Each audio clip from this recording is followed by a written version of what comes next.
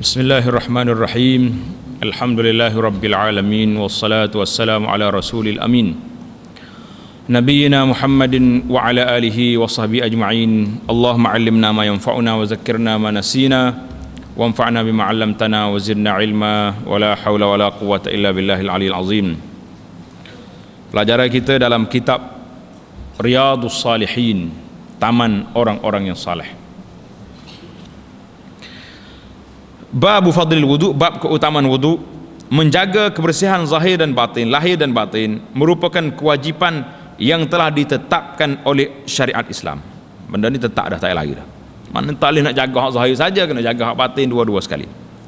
Orang yang memelihara dan menjaga diri mereka daripada melakukan dosa sangat-sangat dipandang mulia oleh Allah Subhanahu wa taala dan makhluk lain. Jadi Allah Ta'ala pandang mulia pada kita, makhluk pun pandang mulia. Oleh yang demikian, sesiapa yang menjaga wuduk mereka dengan sempurna, kemudian rajin pula pergi ke masjid untuk sembahyang berjamaah dan ibadah yang lain, akan dimasukkan ke dalam syurga mengikut banyak pintu yang mereka suka. Maknanya orang ambil wuduk dengan sempurna ni, baca doa pula lepas pada tu, Nabi SAW akan beri tawaran istimewa. 8 pintu syurga, mu pilih nak masuk pintu tengah ke pintu tepi. Semuanya terbuka untuk orang yang ambil wudu. Allahu Akbar. Besar tak besar kelebihan? Kita tengok macam mana hadis Nabi nanti. Firman Allah Ta'ala dalam bab ini, Imam Nawawi telah memilih ayat suratul Maidah ayat 6. A'udzubillahi as-sami'il 'alim minasyaitonir rajim. يا أيها الذين آمنوا إذا قمتم إلى الصلاة فاغسلوا وجوهكم وأيديكم إلى المرافق وامسحوا برؤوسكم وأرجلكم إلى الكعبين وإن كنتم جنبا فاطهروا وإن كنتم مرضى أو على سفر أو جاء أحد منكم من الغائط أو لامستم النساء فلم تجدوا ماء فتيمموا صعيدا طيبا فامسحوا بوجوهكم وأيديكم منه ما يريد الله ليجعل عليكم من حرج ولكن يريد ليطهركم وليتم نعمته عليكم لعلكم تشكرون. Surah Al-Maidah ayat 6, maksudnya, wahai orang-orang yang beriman, apabila kamu hendak mengerjakan sembahyang, nak salat, padahal kamu berhadas kecil, maka hendaklah kamu berwudu. Ambil wudu dulu. Macam mana wudu? Ayat ini telah mengajar kita, iaitu basuhlah mukamu. Jadi adalah ayat ni ada 4 anggota asas wudu. Hak rukun, hak wajib. Hak sunat-sunat dia tak sebut. Hak sunat akan dihuraikan dalam hadis Nabi nanti. Yang pertama, basuhlah muka kamu dan kedua belah tangan kamu meliputi siku. Jadi tangan sampai ke siku. Dan sapulah sebahagian daripada kepala kamu. Wamsahu biru'usikum, sapulah kepala kamu. Dan basuhlah kedua belah kaki kamu meliputi buku lali. Dan jika kamu berjunub, berhadas besar, maka bersucilah dengan mandi wajib. Jadi kena mandi dulu. Dan jika kamu sakit, tidak boleh kena air, ataupun di dalam pelayaran yang tidak ada air, atau salah seorang daripada kamu datang dari tempat buang air. Tengok dalam ayat Quran dia tak sebut benda yang keluar tu, dia sebut tempat. Itu dia panggil adab. Cara Al-Quran bercakap, dia bercakap cara lemah lembut. Pasal itulah Quran ini sewaktu membincangkan apa saja tajuk tentang kekeluargaan, tentang apa saja, kanak-kanak kecil baca pun tak jadi masalah. Dia tidak timbul satu perkataan yang agak janggal lah untuk budak-budak. Tak. Maknanya itu dipanggil Al-Quranul Karim. Mari di tempat buang air, atau kamu bersentuh perempuan, sedangkan kamu tidak mendapat air untuk berwuduk dan mandi, maka hendaklah kamu bertayamum dengan tanah. Ambil tanah, debu tanah yang bersih, iaitu sapulah muka kamu dan dua tangan kamu dengan debu tanah itu. Maknanya ayat ini ayat wudu dan ayat tayamum sekali, dua-dua. Allah tidak menjadikan kamu dengan sesuatu kesusahan. Allah Ta'ala tak mau haraj, tak mau susah hamba dia. Tak boleh guna air, guna debu. Tak boleh guna debu, guna air. Jadi kalau tak boleh guna dua-dua, adakah orang tak boleh guna dua-dua? Mungkin kita tak ada contohnya. Pada waktu itu dipanggil faqidut tahuraini, tak ada air, tak ada debu. Pada waktu itu dibenarkan dia sembahyang tanpa wudu. Jadi itu dipanggil kelonggaran yang ada dalam Islam itu sangat besar. Allah tidak menjadikan bagi kamu suatu kesusahan, kepayahan, tetapi Allah berkehendak membersihkan, mensucikan kamu dan hendak menyempurnakan nikmatnya kepada kamu supaya kamu bersyukur.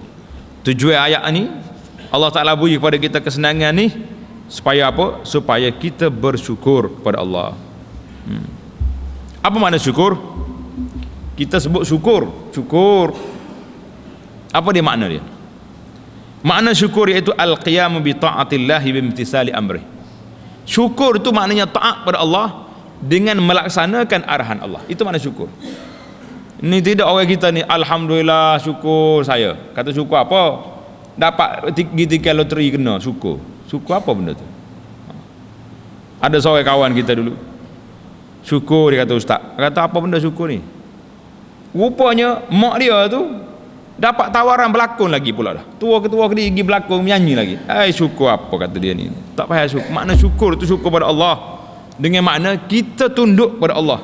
Syukur ke atas nikmat yang diberi, maka kita juga kena al-qiyam, hendaklah melaksanakan ketaatan kepada Allah dan menjauhi larangannya dengan lidah kita dan dengan anggota kita, dengan hati kita sekali. Syukur. Jangan salah faham, ni syukur kita. Supaya orang buat amal lah. Dalam model ni banyak orang buat amal. Konsep amal membantu anak yatim. Amal apa amal? Panggil penyanyi, tak tahu ke mana pakaian. Belah sana sini. Amal lagi tu. Jawabnya amal juga, amal neraka. Bukan amal baik. Tapi berselindung di sebalik nama anak yatim, berselindung di sebalik nama Palestin, berselindung di sebalik sana sini, maka jadilah dia tu buat benda amal. Amal juga. Amal apa? Amal neraka, bukan amal surga lagi tu. Jadi syukur di sini dengan makna kita melaksanakan ketaatan kepada Allah. Maknanya syukur di sini tuan-tuan, Allah Ta'ala ringankan hukum Islam itu sendiri. Kalaulah Tuhan kata mu ni sakit ke demam, luka ke tak luka, mesti kena guna air. Berat ke tak berat kita? Berat. Waktu luka tak boleh kena air. Kalau kena air mungkin sakit bertambah kuat, ataupun luka lambat sembuh, ataupun apa-apa saja lagi lah perkara yang memudaratkan dia. Tapi Allah SWT yang maha berkuasa meringankan di atas hambanya supaya kamu bersyukur. Allahu Akbar. Allah Ta'ala ringankan saya ni, tak boleh guna air, boleh tayamum. Jadi itu di antaranya. Tak boleh semayang berdiri, boleh duduk. Syukur maknanya kita melaksanakan ketaatan kepada Allah berdasarkan kemampuan kita. Itu mana syukur. Ni syukur tak tu pasal buat kita ni. Syukur juga syukurlah kau anda tahu Allah. Syukurlah kemaksiatan. Wa an Abi Hurairah radhiyallahu taala anhu qala sami'tu Rasulullah sallallahu alaihi wasallam yaqul inna ummati yud'auna yaumal qiyamati ghurran muhajjalin min atharil wudu faman istata'a minkum an yutila ghurratahu falyaf'al.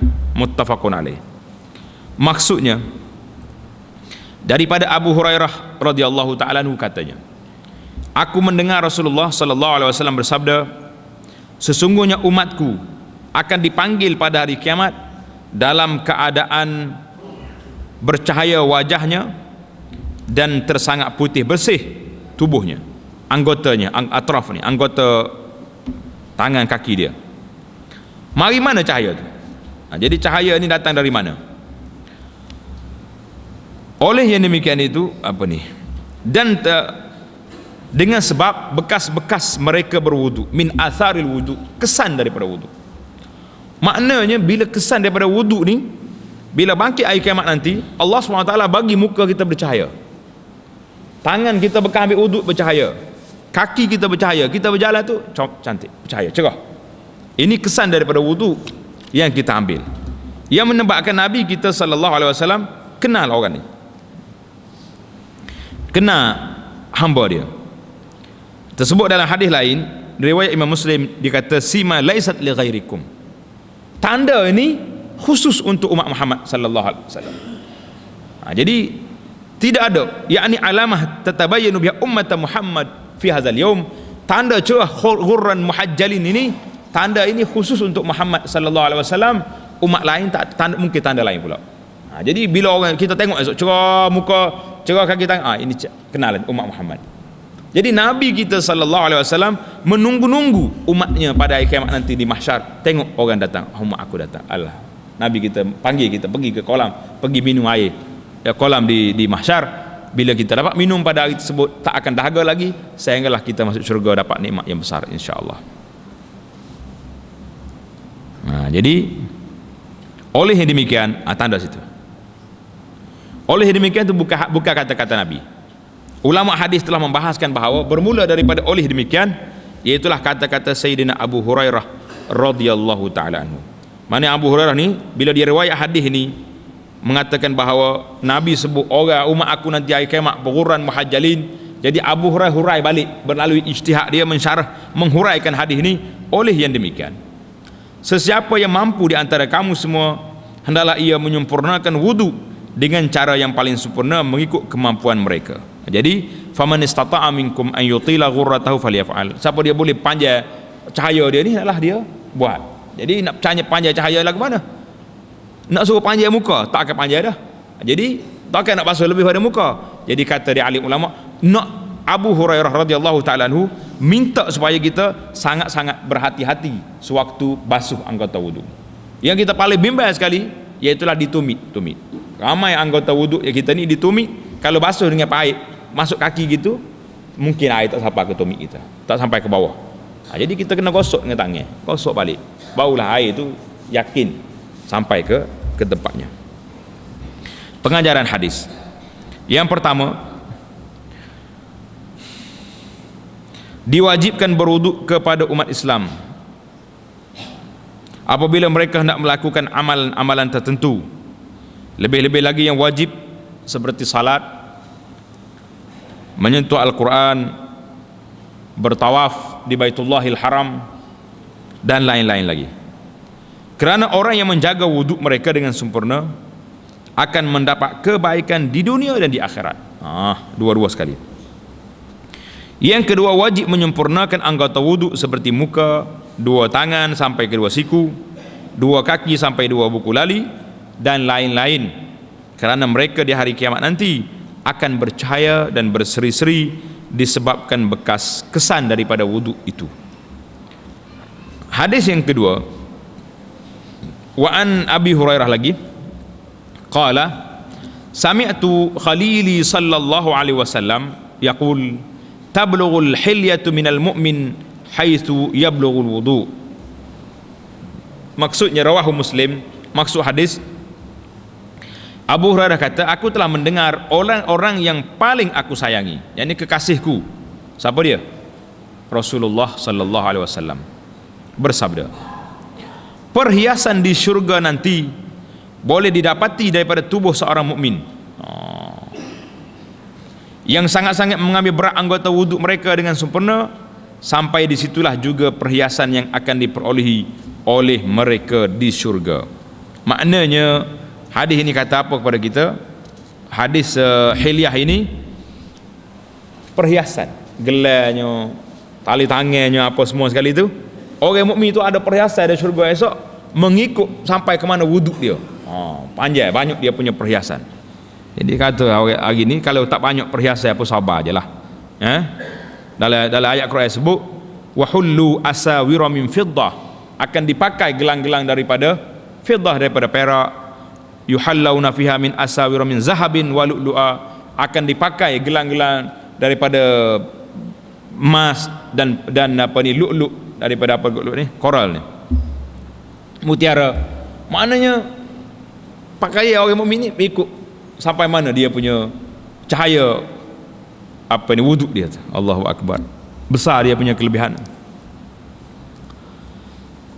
Pengajaran hadis ini, orang mukmin yang beriman dan beramal saleh akan mendapat perhiasan yang istimewa di surga nanti mengikut setakat mana anggota-anggota mereka yang dibasuh ketika wudu.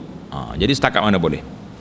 Yang kedua, Allah Subhanahu wa taala sangat cinta dan sayang pada mana-mana hamba-Nya yang beriman, kemudian menjaga kebersihan di semua bidang kehidupan, sama ada yang lahir ataupun yang batin. Hadis yang ketiga yaitu hadis Sayyidina Utsman bin Affan radhiyallahu ta'ala anhu qala sallallahu alaihi wasallam, man tawadda'a fa ahsanal wudu kharajat khatayahu hatta takhruja min tahti azfarihi, rawahu Muslim. Maksudnya, sesiapa yang berwudu kemudian menyempurnakan wudu mereka dengan cara yang paling sempurna, nescaya dikeluarlah semua dosa-dosanya yang kecil sehingga melalui di bawah kukunya. Maknanya Nabi kita sebut sampai bawah kuku pun dosa kamu akan dikeluarkan dengan sebab kita ambil wudu. Ini kelebihan yang besar. Kelebihan yang besar hadis Utsman ini. Pengajaran hadis ini hadis riwayat Muslim. Pengajaran hadis, segala dosa kecil yang dilakukan oleh seorang akan dihapuskan oleh Allah Subhanahu wa taala dengan cara mereka mengambil air sembahyang, ambil wudu. Jadi ambil wudu ni kelebihannya besar, Allah Taala akan hapuskan dosa-dosa kecil kita sampai di bawah kuku pun keluar lagi. Cara berwudu yang paling sempurna meliputi perbuatan wajib ataupun yang sunat seperti membaca bismillah, berkomor-komor, menyeduh air ke dalam hidung dan banyak lagi yang akan dihuraikan dalam hadis yang akan datang ini insya-Allah taala.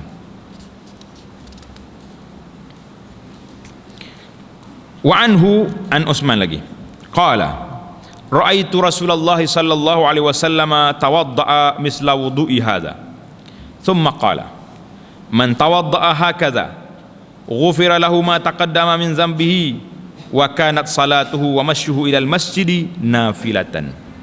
Jadi kita tengok maksudnya daripada Utsman, katanya lagi, aku telah melihat Rasulullah sallallahu alaihi wasallam mengambil wudu seperti mana aku mengambil wudu ini. Jadi Utsman ambil wudu, kemudian dia bagi tahu pada sahabat, wudu yang aku buat saat itu, itulah yang aku tengok Rasulullah buat.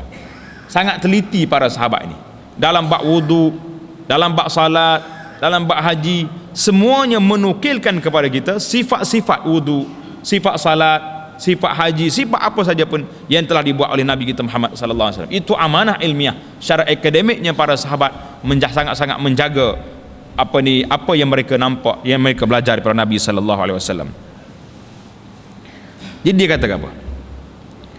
Aku melihat Rasulullah sallallahu alaihi wasallam mengambil wudu seperti mana aku mengambil wudu ini. Kemudian baginda bersabda, sesiapa yang mengambil wudu seperti yang aku lakukan ini, nescaya diampunkan dosa-dosanya yang telah lalu. Sesungguhnya salat serta perjalanan ke masjid itu hukumnya adalah sunat. Kita tengok uraian dia di bawah hadis riwayat Muslim. Pengajaran hadis, air sembahyang dapat memainkan peranan penting kepada seorang, kerana mereka yang berwudu dengan sempurna akan diampunkan dosa-dosa kecil mereka. Orang yang berjalan ke masjid dengan niat untuk beribadat akan dicatat pahala serta mendapat daripada Allah Subhanahu wa taala di dunia, mendapat rahmat Allah di dunia dan juga di akhirat kelak. Jadi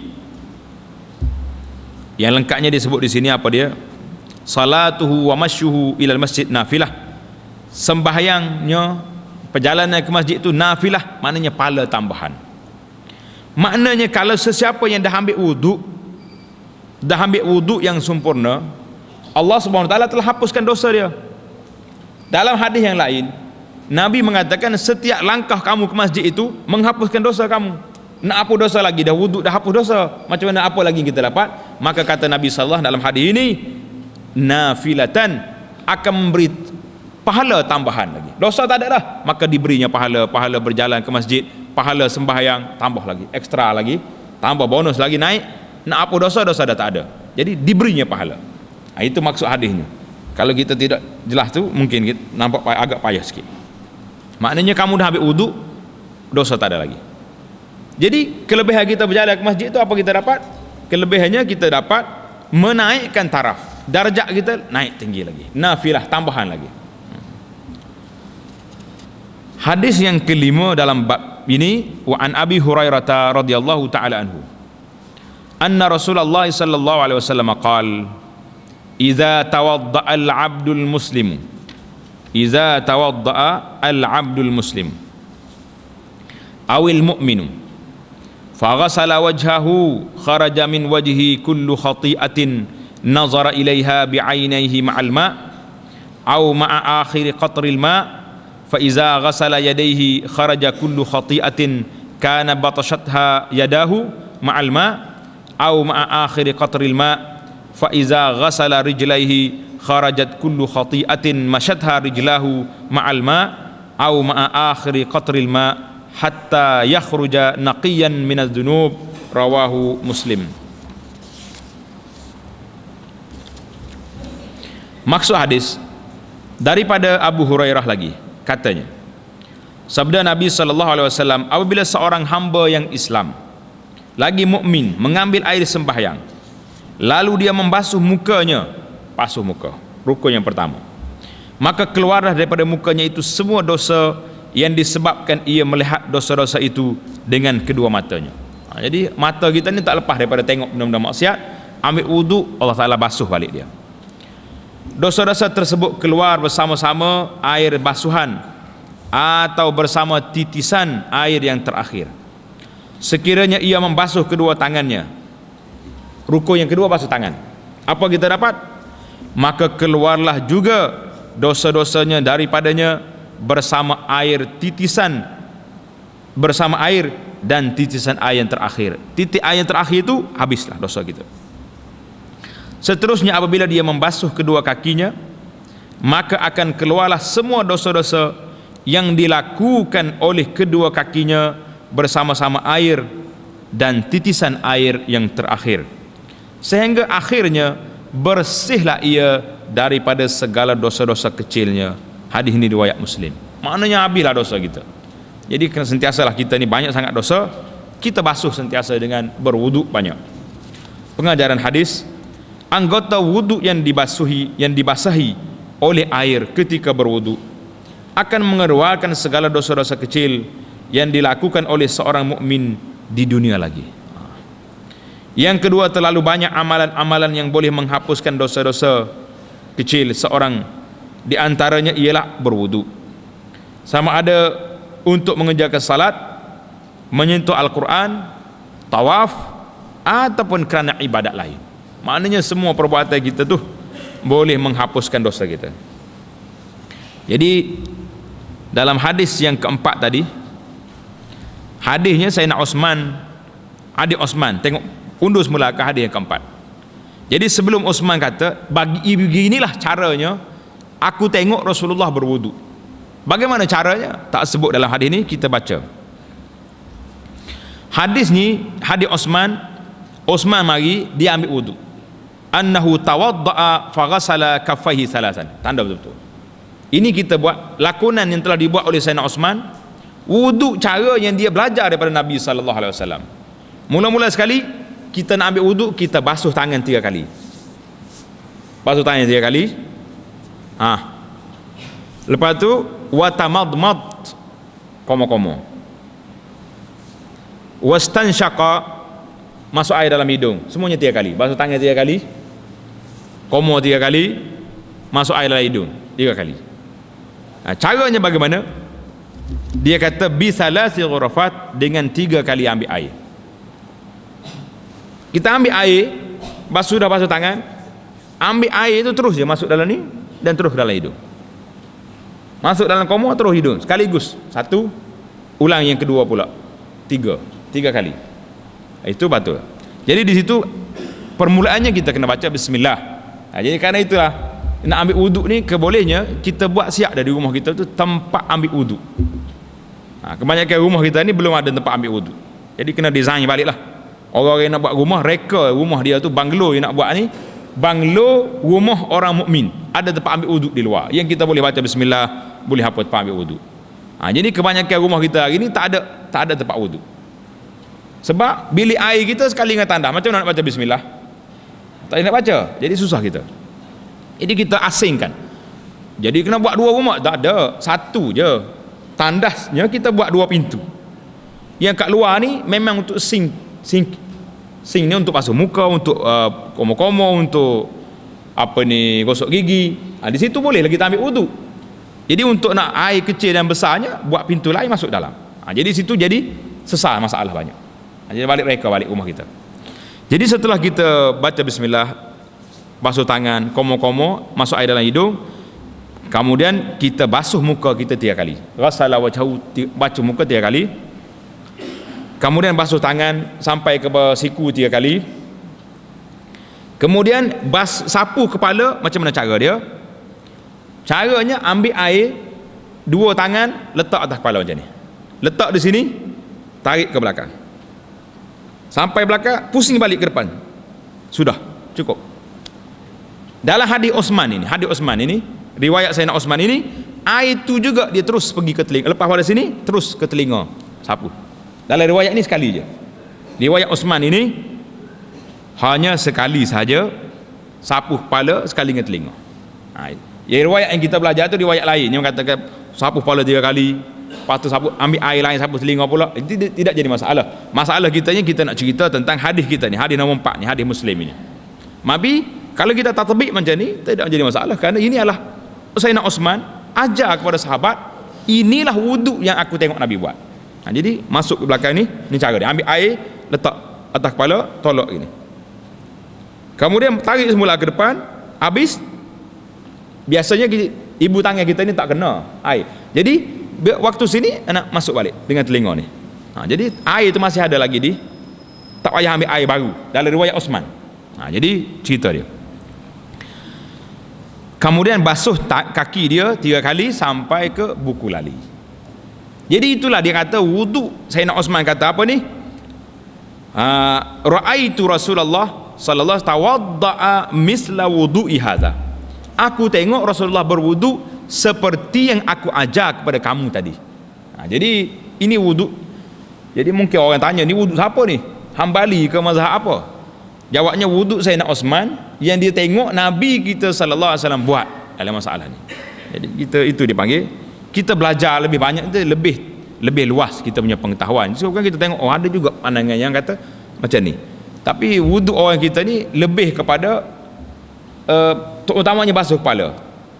Dia akan ambil air ujung jari je. Tak tambah-tambah kalau bojen tu comel sikit, nak pergi berjabat ke, nak pergi kedai, takut tergocah bojen, pakai nyak gitu. Tidak lengkap.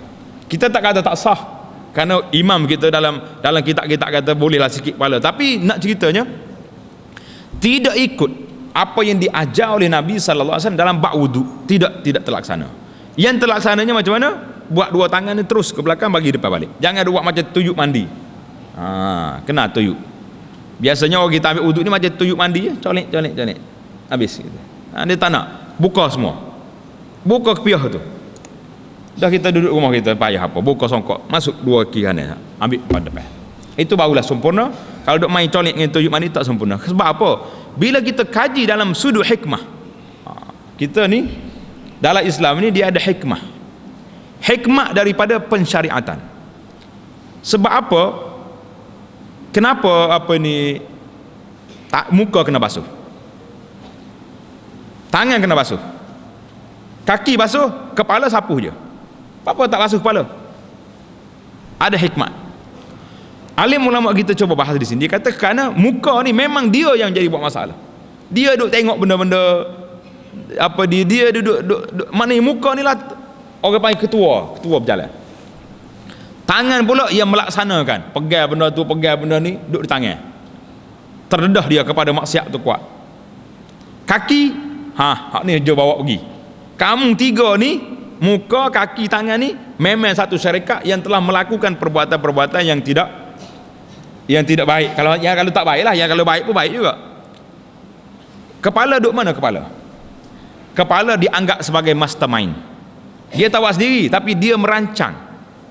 Oleh kerana mu ni perancang saja, tak mubashir, tidak terus buat benda-benda ni, maka cukuplah dengan kita sapu je dia, tak payah basuh. Itu dia panggil hikmah dia. Kemudian oleh kerana dia ni panas, biasanya enjin ni walaupun dia tak musi tayar hak musinya, tapi enjin ni panas dia. Jadi kerana itulah kalau kita setakat ambil air, kita letak 2-3 orang rambut je, dalam kitab kita kata 3 orang rambut sekurangnya, maka tidak sampai kepada tahap nak menyejukkan enjin yang telah berfikir bermacam-macam. Jadi dengan kita ambil wuduk, basuh semua kepala, pada waktu sejuk, syaitan pun lari, kita boleh salat dengan baik, berfikir dengan baik, ketenangan itu akan ada dalam diri kita. Wallahu alam. Itu pandangan alim ulama kita dalam mencari hikmah kenapa 3 basuh 1 sapu. Apa tak basuh semua? Ada lagi pandangan lain mengatakan oleh kerana atas kepala ni ada rambut, kalau basuh semua basah habis saling ke baju-baju lah kita. Ambil cetor cuah habis. Itu jadi mana banyak. Itu perbahasan ulama. Ada benda yang kita terasa bahawa ini satu pandangan yang baik yang kita kena buat. Mana hikmah kita, hikmah wuduk tidak terlaksana kalau kita hanya setakat coleng-coleng sajalah. Ambil kepiah tu buat tak dalam poket. Pasal tu kalau di negara Arab dia buat siap dah. Di tempat ambil wuduk tu, tempat sakut piah, tempat sakut kain serban, ada siap. Kerana nak buka semua, nak ambil basuh kepala semua sekali, barulah tak timbul masalah. Ni kalau bila nak pergi Mekah nanti, nak tawaf payah ni. Mari pula tahu orang ustaz-ustaz kita penceramah haji, tuan kena tukar mazhab, ambil wuduk mazhab Hambali. Pening pula kita. Sekarang ni tak ada tukar mazhab dah, dia panggil wuduk muqabilul asah, lagi tak faham. Jadi hak fahamnya macam mana? Kita ajar cara yang diajar oleh Sayyidina Osman, ni cara dia. Jadi selesai. Banyak menyelesaikan masalah. Tapi orang kita dia takut. Nak undur balik kepada dalil itu kita rasa takut. Seolah-olah ini buang tabiat lah, keluar mazhab. Tak keluar mazhab. Mazhab kita tetap dengan mazhab Syafi'i. Cuma perbahasan itu dibahas secara lebih teliti, lebih detail. Kerana umat memerlukan. Dalam ayat wuduk tadi Tuhan sebut apa? Yuridullahu bikumul yusra. Allah Ta'ala nak kepada kamu ni senang. Ayat yang kita baca di awal tadi, ma yuridullahu liyaj'ala alaikum min harajin. Allah Ta'ala bukan nak menyusahkan umat ni dalam mensyariatkan wuduk, tapi wuduk itu mengandungi hikmat yang besar. Bila kita mula dengan basuh, yang kita mula apa? Hari ni bila mari penyakit babi ni, penyakit apa ni? Dia panggil H1N1 tak tahu, penyakit babi. Semua babi orang panggil. Senang sebut nama dia biar tentu lalu. Nama apa? Penyakit babi. Apa saya nak sebut tu? Hak saya ni orang hak makan dia, kita hak tak makan ni sebab apa? Sebab katalah ke babi dah. Bila mari penyakit ni dalam khabar, dalam TV, radio, tidak semua suruh basuh tangan. Sabu basuh dengan sabun berapa kali basuh. Kita umat Islam perlu ke orang putih mari ajar nak jaga H1N1? Perlu? Tak perlu dah kita ada wuduk 5 kali sehari dah paling tidak pun. Atau beberapa kali lebih daripada tu lagi. Dalam wuduk kita sudah basuh semua sekali, masuk air dalam hidung lagi, masuk air komo-komo lagi, lengkap dah dalam Islam ni. Patut orang putih mari terima kasihlah kepada Islam ni, ajar wuduk pada kami untuk menyelesaikan masalah penyakit H1N1 ni. Jadi kita dak bila mari H1N1 tutup muka habis. Hak lama kini orang perempuan tutup kepala dak, tutup muka. Mana ada dalam Islam suruh tutup kepala orang tina. Tutup pakai hijab, dia tutup muka ya, kepala tak tutup. Supaya cerita buruk puyuh orang apa. Dia takut orang dia susuk kepala punggung tunggil lah, boleh higak senang-senang dak. Jadi kita jangan jadi puyuh dalam bab ibadat kepada Allah SWT ni. Kepala tak tutup muka. Jadi itu dia panggil banyak celaru masyarakat hari ni. Jelas kita dalam masalah wuduk, mana ini wuduk yang diajar oleh Sayyidina Osman. Jadi kita belajar malam ni hadis yang ke seterusnya, hadis yang ke-6. Wa anhu, an Abi Hurairah lagi, anna Rasulullah sallallahu alaihi wasallam atal maqbarata faqala assalamu alaikum dara qaumin mu'minin wa inna insyaallahu bikum lahiqun wadittu anna qad ra'ayna ikhwanana qalu awalasna ikhwanaka ya Rasulullah qala antum ashabi wa ikhwanana alladhi lam ya'tu ba'du qalu kaifa ta'rifu man lam ya'ti ba'du min ummatika ya Rasulullah qala ara'aita law anna rajulan lahu khailun ghurrun muhajjalatun baina zahrai khailin buhmin ala ya'rifu khailahu qalu bala ya Rasulullah qala fa innahum ya'tuna ghurran muhajjalina minal wudu wa ana faratuhum ilal haud. Allahu Akbar. Hadis ini hadis riwayat Muslim yang panjang. Maksud hadis daripada Abu Hurairah radhiyallahu taala anhu lagi. bahawa Rasulullah sallallahu alaihi wasallam menziarahi perkuburan. Biasanya perkuburan ini perkuburan Baqi'. Perkuburan Baqi' di mana? Di Madinah. Nabi kita selalu pergi ke Baqi', ziarah orang mati saya. Kemudian ini sunnah. Tuan-tuan kena ingat, bila pergi ke kubur, mula-mula start sampai di kubur, kita baca dulu, Assalamualaikum ya dara qaumi mu'minin wa inna insyaallahu bikum lahiqun. Boleh ingat? Kena tanda betul-betul. Tulis kat kubur tu. Assalamualaikum ya dara qaumi mu'minin, tulis. Kita hafal. Maknanya ini salam Nabi kita beri kepada orang yang duduk di kubur tu. Assalamualaikum wahai perumahan kaum mukmin. Maknanya perumahan, taman perumahan orang mukmin di mana? Di kubur. Nabi kita pergi panggil situ. Jadi alim ulama kita bahas, bila Nabi kita bagi assalamualaikum, maknanya orang dalam kubur itu kenal orang yang bagi ziarah dia. Orang dalam kubur kenal, dia bagi jawapan waalaikumsalam, tapi secara barzakh lah. Kalau kita dengar lari pula kita ya. Dia assalamualaikum punya salam waalaikumsalam, lompat balik kawannya. Tak bunyi ni pun tak lari dah. Jadi kalau bunyi lagi dahsyat kita. Jadi bagi salam, alim ulama kita kata boleh jadilah. Nampak di sini wazahir wallahu alam, bila Nabi kita beri salam pada orang kubur, maknanya penduduk kubur itu menjawab, mendengar jawapan salam kita. Jadi pasal tu jangan pergi atas kubur, jangan duduk supuh orang koseh. Setengah orang ni pergi kubur, dia ni jahat ni. Bolah dia mati dah. Cukup dah kita atas dunia ni, kalau kita duduk supuh dia lagi pun dia dengan malaikat atas dalam kubur tu. Jadi masalah pula kita kepada dia. Jadi orang tu dengar, tapi dia akan jawab secara jawapan secara alam barzakh. Kita tak dengar lagi suara mereka. Nabi kata wa inna insyaallahu bikum lahiqun. Dan kami semua insyaallah akan menyusul kamu semua. Cuba kita perhati di sini. Perkataan insyaallah. Biasanya insyaallah ini taklid. Taklid ni tergantung kepada kehendak Allah. Bila kita nak pergi mana-mana, kita nak pergi rumah orang, jemput ke rumah esok, kita akan jawab apa? InsyaAllah. Maknanya insyaAllah tu kalau Tuhan izin aku pergilah esok. Tapi kenapa di sini Nabi SAW kata insyaAllah bikum lahiqun? Apakah ini tidak yakin kita akan pergi? Yakin. Kita akan mati, yakin tak yakin? Yakin. Makna insyaAllah di sini iaitulah makna tahqiq, bukan ta'liq. Tahqiq tu memang aku akan beri, lahiqun aku akan ikut jejak langkah kamu dengan kehendak Allah, kerana kita tak tahu bila kita nak pergi. Kau dah tahu dah. Kalau tahu tarikh senang. Masalah tak tahu tarikh ni yang kita jadi galik ni. Orang Kelantan kata galik. Galik ni maknanya leka. Panjang lagi. Umur tu bahasa panjang lagi. Kalau sekat 50, mula hayah ni 80. Berasa 30 tahun lagi ada umur depan. Kalau umur 60, dia kata mula mak ni 90. Mula mak dia panjang umur. Jadi dia berasa sedap hati lagi. Tua pun tak berasa tua. Duk berasa muda lagi. Kau macam mana? Kalau orang bagi lagi apa-apa, enak lagi. Pasal duk rasa kita tu lambat lagi dengan mati. Kerana kita tidak berfikir kepada mati. Hari ni Nabi kita konsep ziarah kubur hari ni sudah lari daripada dasar. Asal ziarah kubur ni Nabi kita larang di peringkat awal Islam.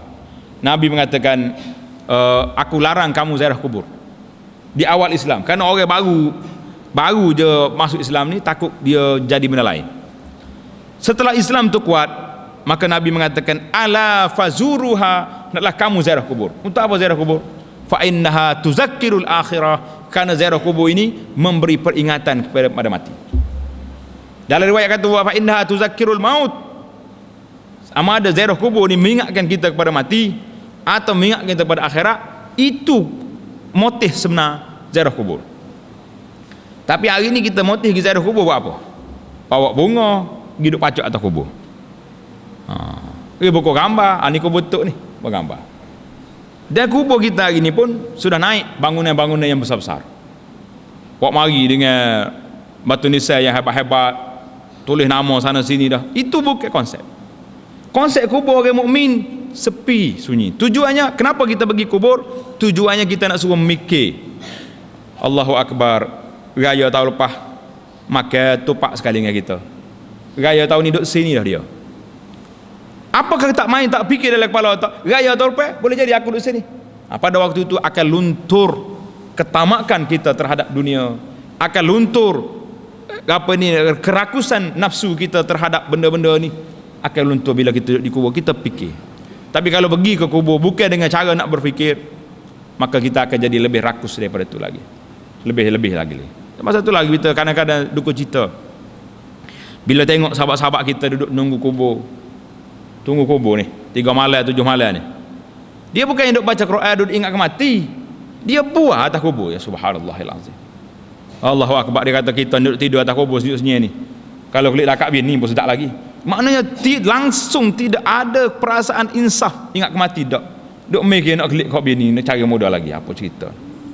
Makna tak ada. Tu realiti lah tu. Realiti kita kaji, kita tengok gizerah kubur malam ni, jumpa orang nunggu kubur, itu lah duk buat. Oh lah, dia kata ustaz mari juga malam-malam pun. Kata marilah nak tengok, nak insaf ke diri. Ni ajak buat sekali dengan dia. Nak kata apa? Ya subhanallahilazim. Mana lari dia, kita dasar kita ni sudah lari daripada yang sebenar. Jadi Nabi kita sangat banyak pergi ziarah kubur, sehingga biasanya kata Aisyah waktu malam Nabi kita ziarah kubur. Puak kita ni pergi ke malam ni, pergi ziarah kubur malam, kau tak apa pergi. Aisyah ni dia selalu cari Nabi tengah malam, tengok tempat tidur, tak ada Rasulullah sallallahu alaihi wasallam. Bila tak ada tempat tidur, dia pergi cari. Dia takut pergi rumah sebelah, dia ramai ke isteri Nabi kita sallallahu alaihi wasallam. Kita dah cerita dah gitu, Nabi kita isteri dia ramai. Jadi Aisyah dia bimbang takut Nabi kita ni pergi rumah sebelah. Jadi bimbang sebelah, dia pergi cari. Rupanya bila dia tengok Nabi kita keluar daripada rumah, Aisyah ikut keluar sekali. Nabi kita pergi ke Baqi', pergi perkuburan Baqi'. Sampai di Baqi', Nabi kita berdoa panjang kepada orang Baqi'. Bila dia tengok Nabi kita balik, dia hundur balik pula. Aisyah terlagi balik semula ke rumah dia. Orang yang lepas berlari, dia masuk dalam kain selimut, nyawa dia tu mestilah orang panggil gerakan jantung dia tu kuat. Nabi kata ni tidur apa lagu ni Aisyah. Aisyah pun cerdik. Dia takut Nabi kita marah, dia pergi kubur, dia tanyalah dia, ya Rasulullah. Jadi Aisyah ni seorang yang cerdik. Bila Nabi kita dapat kesan yang apa ni jantung dia tu kuat, mesti membangun baru duduk dalam kain selimut ni. Dia kata, ya Rasulullah, kalau seorang itu pergi kubur, dia nak kata apa? Dia minta nak ngaji, jadi tak ada marah. Maka Nabi kita pelajari, Assalamualaikum ya dar qaumil mukminin wa inna insyaallah bikum lahiqun. Coba tuan-tuan pergi malam-malam seorang berhenti di kubur. Dia tak nunggu kubur, tak berani seorang. Tak? Dia duduk ramai-ramai juga. Baca ni. Baca hak Nabi kita baca ni. Kita pergi seorang duduk atas kubur, tak masuk dalam apa, tak apa, duduk luar pagar, takut mudah nak lari. Duduk dalam kan, nak buka pintu payah pula. Kita kata dengan hati kita, Assalamualaikum ya dara qaumil mukminin wa inna insyaallah bikum lahiqun. Salam sejahtera kepada kamu duduk dalam kubur ni. Aku insya-Allah akan ikut jejak langkah kamu. Bila kita kata lagi tu, aku akan ikut jejak langkah kamu, dalam keadaan kita seorangan diri, sunyi sepi waktu malam, mestilah tuan-tuan akan rasa satu kelainan dalam diri kita, akan meniti hai mata, ya Rabbi, aku juga akan duduk di sini. Pada waktu itu kita akan berfikir, saat ketika orang akan bawa aku ke kubur ini, ada limit? Tak ada. Jangan tengok ayah kita, jangan tengok mak kita hak umur panjang, tengok adik-adik kita hak lain boleh jadi keluar dalam keturunan kita hak mati awal apa ada. Jangan duduk ambil hak panjang-panjang, tak ambil hak pendek. Jadi kita akan terasa duduk tengok orang dalam kubur, ya Allah, rumah dia besar, anak dia duduk, bini dia comel, nyedakat orang lain dah lah ni, dia sendirinya hanya duduk dengan amalan dia dalam kubur. Coba tuan-tuan duduk atas kubur tengah malam dalam keadaan sunyi. Kita bercakap dengan diri kita, bercakap dengan orang dalam kubur. Siapa yang boleh menyelamatkan kita dalam tanah pada waktu itu? Tentulah tuan-tuan akan rasa pilu, kita akan rasa insaf. Semua harta yang kita kumpul atas dunia ni hanya akan menjadi milik orang lain yang akan bersama dengan kita yang duduk dalam kubur itulah. Hak lain tu pinjaman saja. Pada waktu itu insya-Allah terhasil, terlaksana hasrat Nabi, arahan Rasulullah sallallahu alaihi wasallam, ala fazuruha fa innaha tuzakkirul akhirah. Sekarang ini pergi ziarah kubur, karena kubur akan mengingatkan kamu pada kematian. Sayyidina Utsman radhiyallahu taala duduk di atas kubur, dia menangis di tepi kubur, saya ngebasah janggut dia. Orang kata, Utsman, kita cerita apa saja kamu tak nampak kamu menangis, tapi kenapa kamu duduk di tepi kubur ini menangis sampai basah janggut? Utsman radhiyallahu taala mengatakan, ini aku duduk di satu lokasi yang realiti akan berlaku. Seorang diri dalam tanah yang ditimbus. Nak lari balik memang tak mampu. Nak lepas diri memang tak boleh. Nak pergi ke mana kalau tidak ada amalan yang saleh yang boleh membantu kita. Rintihan-rintihan begini, ini di antara cara yang boleh melemahkan kita, melembutkan hati kita, tuan-tuan. Insya-Allah taala. Cubalah buat. Kalau takut lagi pun cari kubur tepi jalan tu. Berhenti kereta sekejap, enjin pun jangan mati lagi. Kira wisala duduk merintih molek, kenapa bunyi lain macam naik kereta dia balik. Tapi dia mengatakan jangan main. Kadang-kadang atas kereta paling belakang batu ni saya duduk belakang tu, jadi kerja. Terus duduk takutlah. Berapa ramai orang duduk kubur, tak ada bunyi pun, mari malam-malam duduk assalamualaikum ke dia. Kadang ada bunyi lagi tak. Baik, kita balik pada cerita kita. Allahu akbar.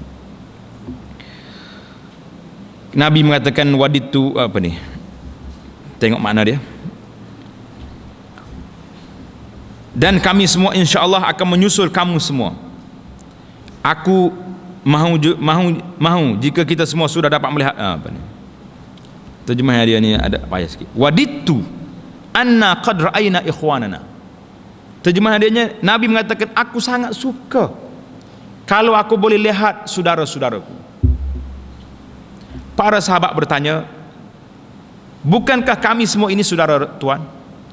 Rasulullah nak tengok saudara mana lagi? Bukankah kami semua ini saudara Rasulullah sallallahu alaihi wasallam?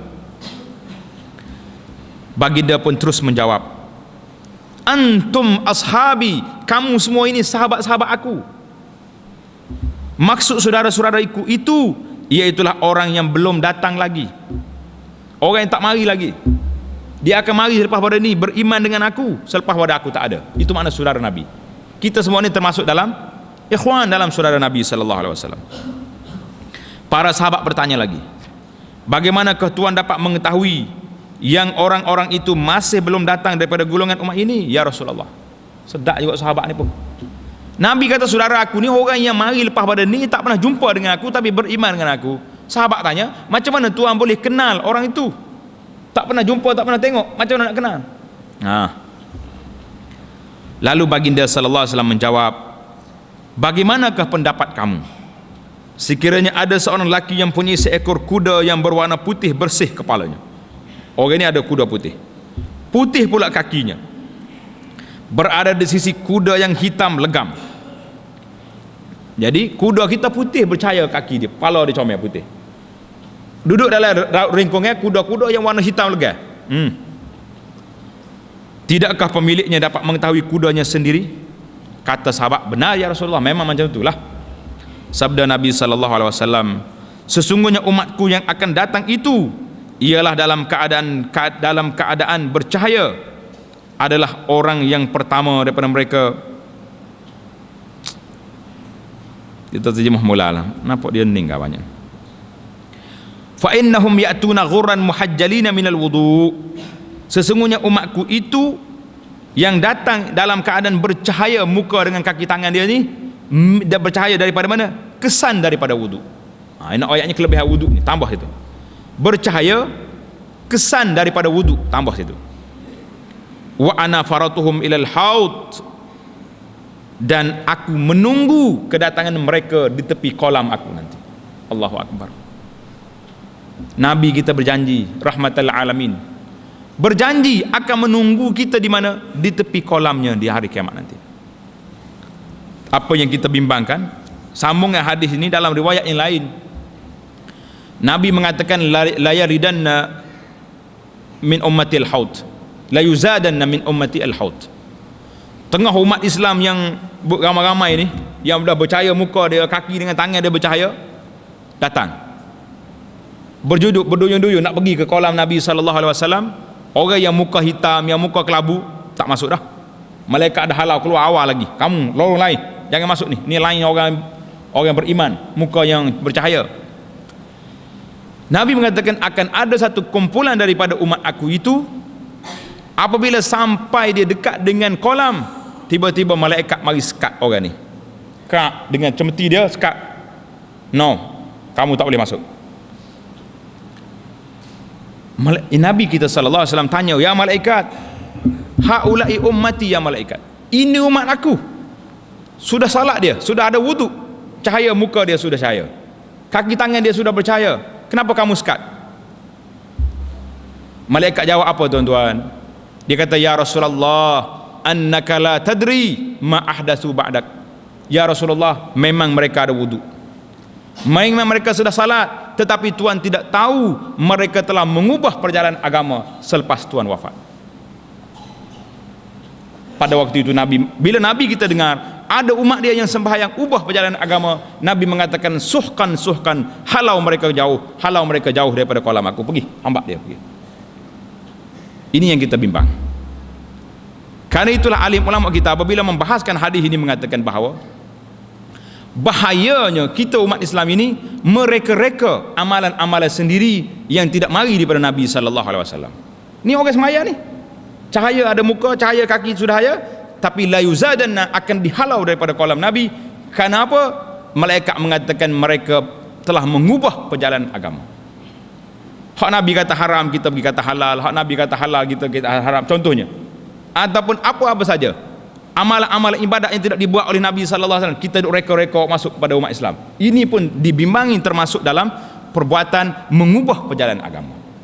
Karena itulah menjadi satu tanggungjawab umat Islam hari ini, kembali kita balik semula beramal dengan apa yang ada dalam Quran, yang ada dalam hadis-hadis Nabi sallallahu alaihi wasallam yang sahih. Itu kita berpegang, kita beramal, karena kita bimbang orang yang akan dihalau daripada syurga nanti, dihalau daripada kolam Nabi lagi, orang yang sudah sembahyang tetapi muka dan kaki mereka telah mengubah perjalanan agama. Jadi pengajaran hadis ini, orang yang sentiasa menjaga kebersihan diri mereka daripada kekotoran lahir dan batin, sangat jaga, disayangi oleh Allah Subhanahu wa taala dan juga sama manusia. Allah taala sayang, manusia lagi sayang. Orang Islam yang beramal saleh semasa hidup di dunia akan mendapat nikmat dan rahmat yang istimewa di akhirat kelak. Mereka dibangkitkan dengan wajah putih berseri-seri dengan sebab mereka berwudu di dunia dahulu. Hadis yang ketujuh, wa anhu anna Rasulullah sallallahu alaihi wasallam qala, ala adullukum ala ma yamhullahu bihil khataya wa yarfa'u bihi darajat. Qalu bala ya Rasulullah. Qala isbaghul wudu'i 'ala al-makarih wa kasratul khuta ila al-masajid wa intizarus salati ba'da as-salah fazalikumur ribat. Rawah Muslim. Maksud hadis daripada Abu Hurairah, katanya lagi, Rasulullah telah bersabda, adakah kamu semua suka jika aku tunjukkan akan sesuatu amalan yang boleh menghapuskan semua dosa dan kesalahan kamu, dengannya juga dapat pula meninggikan beberapa kedudukan seorang itu. Amalan ini hapus dosa, menaikkan martabat. Para sahabat pun menjawab, baiklah ya Rasulullah. Lalu baginda sallallahu alaihi wasallam bersabda, iaitulah menyempurnakan wudu sekalipun terpaksa berhadapan dengan beberapa halangan dan dugaan. Orang yang boleh ambil wudu dalam halangan ni, airnya sejuk ke kita sakit nak guna air payah ke, nak pergi ambil wudu susah tak ada air dan sebagainya. Kemudian orang yang ramai berjalan ke masjid dan duduk menunggu waktu sembahyang sehinggalah mereka bersembahyang, perkara inilah yang dinamakan ar-ribat, yakni berjuang melawan hawa nafsu dengan niat untuk taat kepada Allah Subhanahu wa taala. Mana kita duduk atas masjid ni nak tunggu semaya yang kedua, itu dianggap sebagai ribat, sebagai kita berjuang, berjihad menentang hawa nafsu. Nafsu nak balik tadi lagi, ustaz ni panjang pula ceramah malam ni, duduk kita lawan nafsu, tak apa. Ulama kata 20 tahun aku berjuang lawan nafsu, lepas pada 20 tahun baru mari kemanisan beribadat kepada Allah Subhanahu wa taala. 20 tahun dia lawan, kita baru berapa hari baru lawan dengan nafsu kita, baru start nak berlawan baru ni. Itu pun kalah benar tengah jalan, tak tahu lakukan Nabi. Pengajaran hadis, orang yang menjaga wuduknya dengan sempurna, menunggu dan rajin datang ke masjid, sehingga sanggup duduk dalam masjid menunggu waktu sembahyang, kemudian bersembahyang sehingga selesai, akan menghapuskan dosa-dosa yang kecil. Yang kedua, jihad yang paling besar bagi seorang Islam ialah melawan hawa nafsu daripada melakukan perkara-perkara maksiat dengan niat kerana Allah, bukan kerana takut kepada makhluk lain seperti manusia. Jadi kita jangan kata jihad hawa nafsu je besar, jihad mati tak besar. Jangan. Jihad mati itu lebih berat lagi daripada hawa nafsu. Tapi hawa nafsu ni jihad tidak bersenjata, jihad berpanjangan.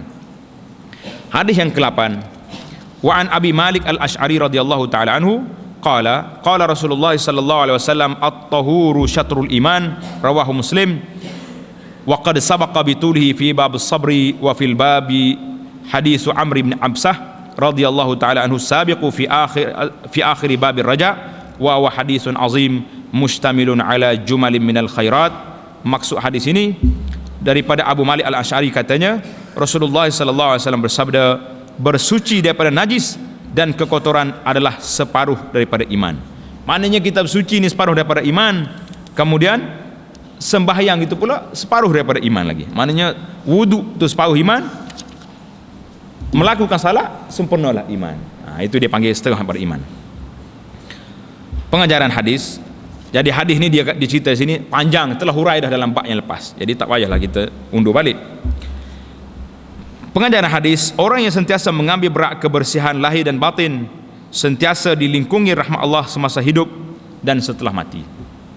Yang kedua, bersih lahir dan batin merupakan syarat wajib untuk sahnya ibadat wajib dan sunat seperti sembahyang, tawaf, menyentuh Al-Quran, puasa dan lain-lainnya.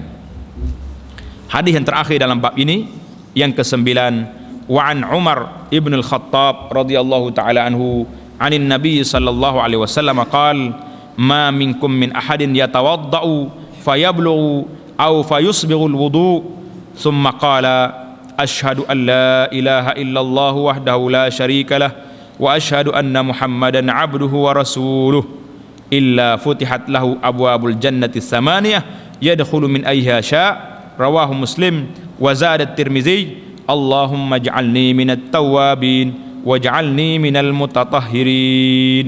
Ini doa wudu ni. Mana siapa dia ambil wudu baca doa ni, apa kelebihannya? Tengok hadis. Maksud hadis, Sayyidina Umar bin Khattab radhiyallahu taala anhu menceritakan daripada Nabi sallallahu alaihi wasallam, tiada seorang pun daripada kamu semua yang mengambil wudu, kemudian ia menyempurnakan wudu itu, lalu ia mengucap doa ni, asyhadu an la ilaha illallah wa la syarikalah wa asyhadu anna Muhammadan abduhu wa rasuluh. Ucap tak ucap kita doa ni? Kata tak kata? InsyaAllah dah kata dah. Apa kita dapat? Tengok ni. Nascaya dibukakan untuknya pintu syurga yang 8 buah. Buka semua pintu. Automatik. Pintu, orang panggil pintu automatik. Ia bebas memilih untuk masuk daripada mana-mana pintu di antara pintu syurga itu yang ia suka. Maknanya pintu buka luas syurga ni kerana apa? Kerana kita baca doa selepas wudu. Hadis ni riwayat Muslim. Imam At-Tirmizi pula menambahkan ucapan di atas dengan lafaz Allahumma ja'alni minat tawabin waj'alni minal mutatahhirin. Maksudnya, ya Allah, jadikanlah aku daripada golongan orang yang bertaubat dan jadikanlah aku juga daripada golongan orang-orang yang menjaga kebersihan lahir dan batin. Jadi mana-mana jemaah kita yang belum ingat lagi doa ni, ambil doa ni, tulis besar-besar, letak dekat dinding kita tu. Keluar daripada tempat ambil wudu, baca doa. Tak ingat, hafal dulu. Tak ingat lagi, baca di kertas, tulis dinding. Jadi doa-doa ini sudah ada dalam kitab kita Perisai Muslim yang kita belajar tu. Perisai Muslim tu jangan main-main. Semua hadis-hadis itu diambil daripada Nabi sallallahu alaihi wasallam. Jadi kita beramal dengan dia. Jangan duduk pandai lekeh, jangan rasa apa ustaz ni, duk ajar kitab-kitab lagu ni. Tak. Itu adalah amalan, aset kita, harta yang paling berharga untuk kita balik ke akhirat nanti. Perisai Muslim. Jadi jangan tuan-tuan leka. InsyaAllah kita akan habiskan belajar Perisai Muslim kita tu sehingga tamat syarah dia insyaAllah ta'ala. Pengajaran hadis ini, yang pertama, kelebihan orang yang menyempurnakan wudu meliputi yang wajib dan sunat, kemudian mereka berdoa dengan lafaz doa di atas, Allah akan membalas dengan syurga dan mereka bebas pula memilih di antara pintu syurga yang telah disediakan untuk mereka masuk. Pengajaran yang kedua, Islam memberi galakan kepada sesiapa sahaja di kalangan umatnya agar berdoa memohon kebaikan hidup di dunia dan juga di akhirat dari masa ke semasa. Insya-Allah taala kita akan sambung perbincangan kita yang akan datang, babu fadlil azan, bab menerangkan tentang kelebihan azan, insya-Allah taala. Subhanakallahumma bihamdika asyhadu an la ilaha illa anta astaghfiruka wa atubu ilaik. Subhanakallahumma bihamdika asyhadu an la ilaha illa anta astaghfiruka wa atubu ilaik. Wa sallallahu wa sallama wa barak ala Muhammad wa ala alihi wa sahbihi ajma'in. Walhamdulillahi rabbil alamin.